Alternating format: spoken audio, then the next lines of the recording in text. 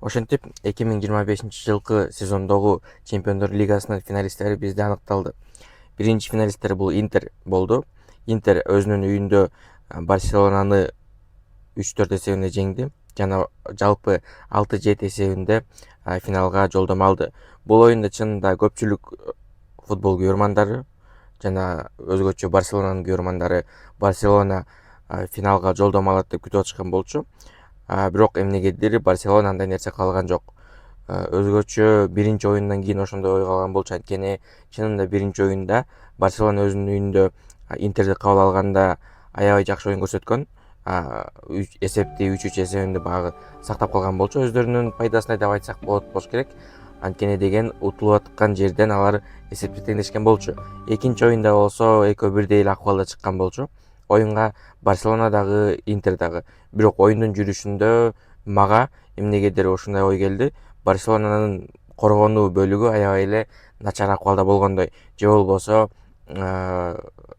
Ханси Флик ошол коргонуу бөлүгүн туура эмес оюнчуларды тандап, туура эмес, кандай десем, туура эмес позицияда чыгаргандай сезим болду. Анткени деген өзгөчө эки тарабы, эки фланг деп айтсак болуш керек. Эки флангдагы оюнчулар Интердин чабуучуларын өткөрүп алып жатышты жана майда барат мындай катачылыктарды кетирип атышты. Ошонун эсебинен дагы Барселонанын дарбазасынын алдында кооптуу учурлар жаралып атты. Анан кийин бул Интердин коргонуусу дагы, чабуулу дагы жана өзгөчө эң мындай сыйга татыктуу болгон деп айтсам болуш керек. Эми дарбазачысы Ян Зомер. Көпчүлүк учурда Интерди коргоочулар катачылык кетирген жерден ошол Интерди дарбазачысы сактап калып жатты. Ошол дарбазачысынын эсебинен дагы Интер финалга жолдомо ала алды.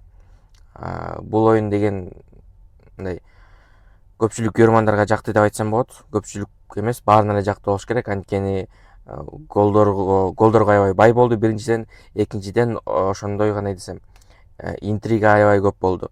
Анткени баарыбыз эле ойлогонбуз да Барселона Интерди утуп баягы финалга жолдомо алат деп, бирок андай нерсе болгон жок. Биздин күтүүлөрүбүз, биз кандай десем, күткөндөй болгон жок да оюн жыйынтыгычы. Ошону менен дагы бул оюнду өзгөчө деп айтсак болот. Өзгөчө эмес, жакшы оюндарга киргизсек болот. Ал эми кийинки оюн болсо, бул ошол Интер менен дедимби, Арсенал менен ПСЖнын ортосундагы оюн. Арсенал өзүнүн үйүндө биринчи оюнда жеңилип калган болчу ПСЖга 1-0 эсебинде. Аны деген баарыбыз көргөнбүз. Ал оюнда дагы Арсенал өзүн мурункудай көрсөтө алган эмес болчу. Эмнегедир өзүнүн стадионунда, мисалы ошол эле Реал менен болгон оюндай ойной алган эмес болчу Арсеналдын оюнчулары. Экинчи оюнда ПСЖ өзүнүн үйүндө Парк де Пренсте Арсеналды кабыл алды. Анда дагы Арсенал эмнегедир баягыдай эмес. Мурунку Реал менен ойногондогу Арсенал жок эмнегедирчи. Бул оюн деген 2-1 эсебинде жыйынтыкталды. Ошону менен жалпы эсеп 3-1 эсебинде болуп жыйынтыкталып, ПСЖ финалга жолдомо алды. Бул оюнда өзгөчө белгилеп кетчү нерсе бул ПСЖ, анткени деген Луис Энрике ПСЖны аябай жакшы тарбиялаптыр деп айтсам болот. Эмнеге жакшы тарбиялаптыр? Анткени мисалы ПСЖнын дарбазасында стандартты кабал болгондо, бурчтан чыгарып берүү мисалы, ПСЖнын баардык дарбазачыны кошуп эсептегенде 11 оюнчусу тең ошол айып аянтчанын ичинде жүрдү да. Дарбазасын коргопчу. Ал дарбазасын коргоп, топ алыстагандан кийин кайра чабуулга чыгып да жетишип атышты. Кыскасы бардыгына жетишип, бул оюнда Арсеналдын оюнчуларына караганда ПСЖнын оюнчулары бир топ эсе эле күчтүүрөөк болду жана өздөрүн толугу менен өздөрүнүн күчүн көрсөтүп, өздөрүн оюнга сала алышты. Бул нерсени деген биз ошол экинчи голдон байкасак болот. Экинчи голду Ашраф Хакими киргизген болчу. Ал эми биринчи голду болсо Фабиан Руис алыстан сокку узатып, ал соккусу дарбазадан орун алды. Бул жерден Арсеналдын дагы эле коргоочуларынан кандай десем, катачылыктарды издесек болот. Анткени деген биринчиден эле ошол айып аянтчанын айланасында мындай көп катачылыктарды кетирип, ошол ПСЖнын чабуучуларын кой берип алып жатышты.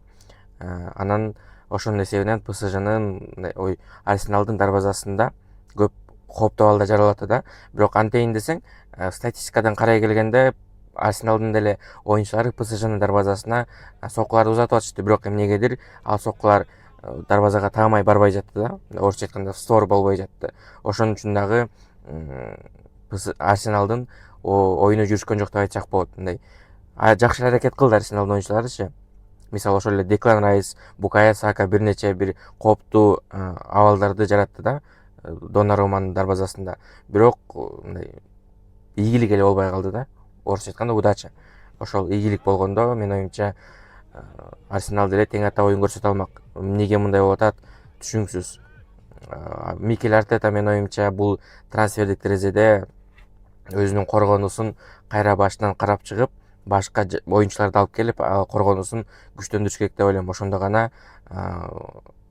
Арсеналда көбүрөөк мүмкүнчүлүктөр болот. Чабуулда өздөрүн көрсөткөнгө жана чабуулчулар дагы мындай кандай десем, коргоочуларга ишенип, чабуулга кененирээк чыкканга менин оюмча жакшы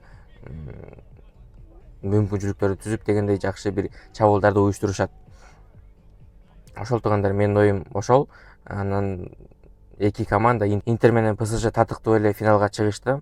Бул эки команда финалга чыкчудай эле жакшы оюн көрсөтүштү. Эч кандай десем мындай случайность болгон жок го деп ойлойм. Ошончо финалга чыкчудай эле эки команда тең аракет кылып, өздөрүнүн күчү менен чыгышты. Ал эми өзүңөрдүн оюңарды комментарийге жазып кетсеңер болот. Жана биздин Футбол Ордосу YouTube каналыбыздын официалдуу Telegram каналы бар.